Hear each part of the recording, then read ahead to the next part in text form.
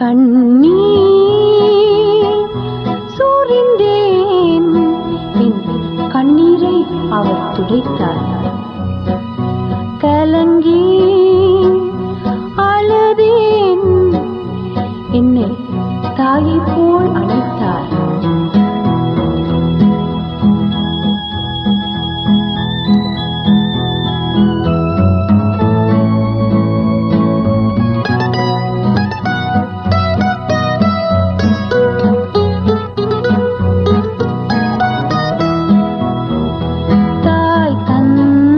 கைவிட்டாலும் உன்னை பாதுகாப்பேனே,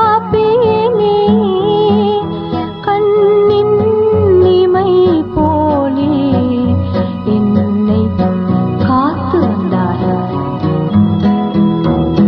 பார்த்தேன்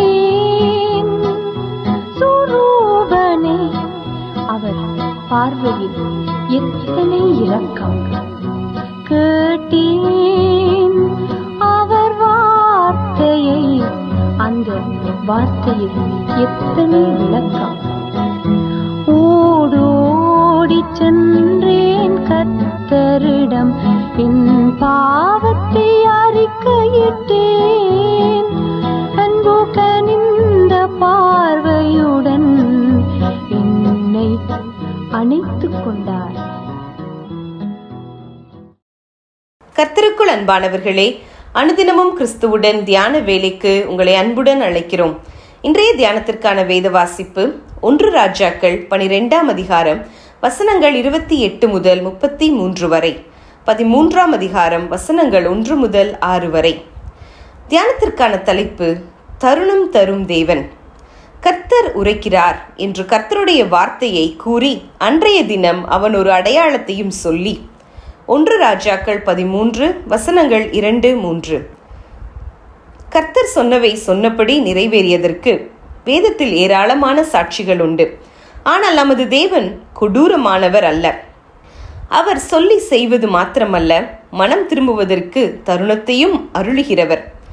ஒருவரும் கெட்டு போகாமல் எல்லாரும் மனம் திரும்ப வேண்டும் என்று விரும்பி நம்மேல் நீடிய பொறுமையுள்ளவராயிருக்கிறார். 2 பேதுரு 3:9. யெரொபெயாம் கர்த்தருடைய இரக்கத்தால் வடராஜ்யத்தின் ராஜாவாக ஏற்படுத்தப்பட்டும் அவன் கர்த்தரை புறக்கணித்து தன் இஷ்டப்படியே நடந்தான் என்று பார்க்கிறோம். 2 இடங்களில் கன்றுக்குட்டிகளை ஸ்தாபித்து அவற்றுக்கு பண்டிகை கொண்டாடி பலியிட்டான்.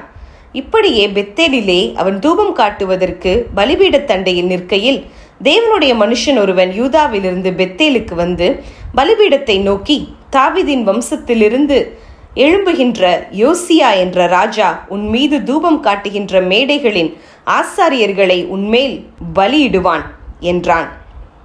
பலிபீடம் வெடித்து சாம்பல் கொட்டுண்டு போம் என்றதாக ஒரு அடையாளத்தையும் அதற்காக கொடுத்தான். இதை கேட்டு மனம் வருந்த வேண்டிய யெரொபெயாம் பதிலுக்கு கோபம் கொண்டு தேவ மனுஷனை பிடிக்கும்படி பலிபீடத்திலிருந்து தன் கையை நீட்டினான். நீட்டிய கை மரத்து போயிற்று. சொன்னபடியே பலிபீடமும் வெடித்து சாம்பலும் கொட்டி போயிற்று. தன் கை சுகமாக வேண்டுமென்று கேட்ட யெரொபெயாம் சொன்ன வார்த்தை என்ன? நீ உன் தேவனாகிய கர்த்தருடைய சமூகத்தை நோக்கி வேண்டிக்கொள் என்கிறான். 300 ஆண்டுகளுக்கு பின்னர் சொல்லப்பட்ட தீர்க்க தரிசனம் ஒவ்வொன்றாக நிறைவேறிற்று. 2 ராஜாக்கள் 23 வசனங்கள் 1 முதல் 20 வரை. இங்கு நாம் கவனிக்க வேண்டிய விஷயங்கள் 2 உண்டு. 1, கொடுக்கப்பட்ட அடையாளம் உடனே நிறைவேறியதுமன்றி ராஜாவின் கைக்கு நடந்ததும் ஒரு அடையாளமாக அமைந்தது. அப்பொழுதே யெரொபெயாம் உணர்ந்திருக்க வேண்டும். பின்னர் 300 ஆண்டுகள் கர்த்தர் தாமதித்தார் என்றால் இஸ்ரவேல் மனம் திரும்ப வேண்டும் என்று அவர் கொடுத்த தருணம் அது என்பதை இன்று நாம் உணர வேண்டும். மனம் திரும்பாத பட்சத்தில் சொன்னவை சொன்னபடி நிறைவேறும். அன்பானவர்களே, இன்று நமக்கு வேத வாக்கியங்கள் எதையும் மறைத்து வைக்கவில்லை.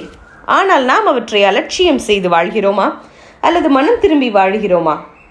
கர்த்தர் கிருபையாய் தந்திருக்கிற தருணங்களை அலட்சியம் செய்யாமல் இன்றே மனம் திரும்பி மீட்பின் நிச்சயத்தை பெற்று கர்த்தரை சந்திக்க ஆயத்தமாவோம். ஜெபம் செய்வோம். நீடிய பொறுமையுள்ள ஆண்டவரே, ஒருவரும் கெட்டு போகாமல் எல்லாரும் மனம் திரும்ப வேண்டும் என்று தருணங்களை ஏற்படுத்தி தருகிறீர். அதை பயன்படுத்தி கொள்ள உமது அருள் தாரும். ஆமேன்.